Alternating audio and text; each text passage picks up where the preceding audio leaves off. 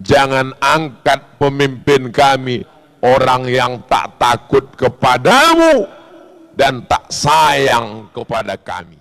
Yang paling mengerikan adalah orang yang tidak takut dengan Tuhan dan tidak sayang kepada rakyat. Ketika engkau menggunakan pakumu di atas kertas, saat itu engkau bersaksi di hadapan Allah, aku bersaksi, orang ini layak menjadi pemimpinku di masa akan datang. Maka di antara dosa besar, memberikan kesaksian palsu. Jadi yang salah bukan demokrasinya, tapi orangnya. Negeri ini dimerdekakan oleh orang yang religius sekaligus nasionalisme. Hubbul watan minal iman.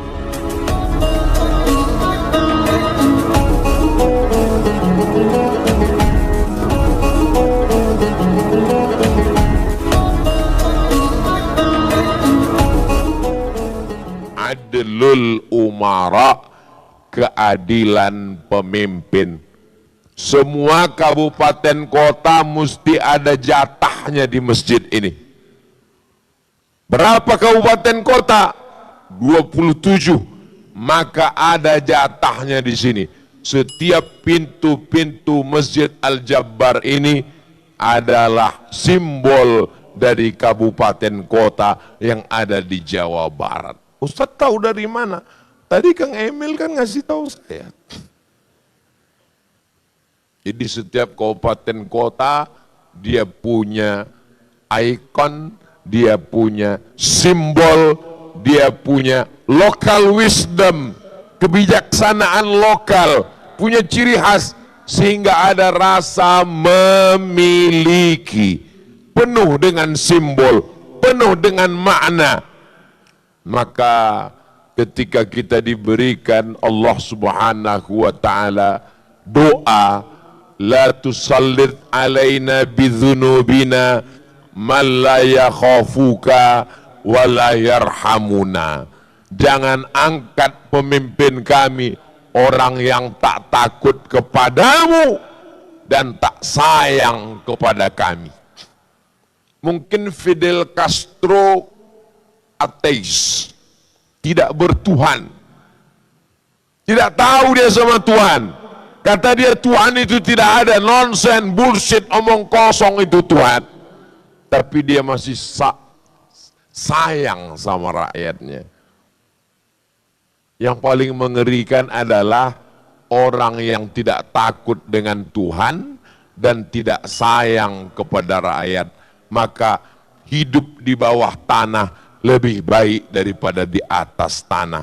Itu adalah azab. Sakit belum tentu azab. Kenapa? Boleh jadi dengan sakit maka dosa-dosa kita hilang. Utang? Enggak. Bangkrut? Belum tentu azab. Boleh jadi menurut ilmu Allah, orang ini kalau uangnya banyak, dia enggak ke masjid lagi. Dulu waktu masih susah, subuh, zuhur, asar, maghrib, isya, duha, tahajud, iktikaf 8 kali ke masjid. Begitu rezekinya lancar, ke masjid cuman 2 kali, Idul Fitri, Idul Adha. Idul Fitri masbuk, Idul Adha on time karena bawa kupon ambil daging kurban. Jadi apa maknanya? Pemimpin-pemimpin maka gunakan suara, gunakan hak kita. Apa kata Syekh Yusuf Al-Qardawi dalam kitab Min Fiqhid Daulah? Sampulnya warna hijau tua, dicetak oleh Darus Syuruk. Ketika engkau menggunakan pakumu di atas kertas, saat itu engkau bersaksi di hadapan Allah, aku bersaksi, orang ini layak menjadi pemimpinku di masa akan datang. Maka di antara dosa besar, ala adullukum ala akbaril kabair, maukah kamu aku tunjukkan dosa terbesar di antara dosa besar? Isyrak, insya Allah kita tidak lagi syirik. Uququl walidain, insya Allah kita tidak durhaka kepada orang tua. Yang kita khawatirkan dosa terbesar ketiga adalah syahadatuz zur, memberikan kesaksian palsu. Orang-orang Jawa Barat tidak mempan dengan money politik. Bertebaran duit-duit politik mereka tidak akan ambil.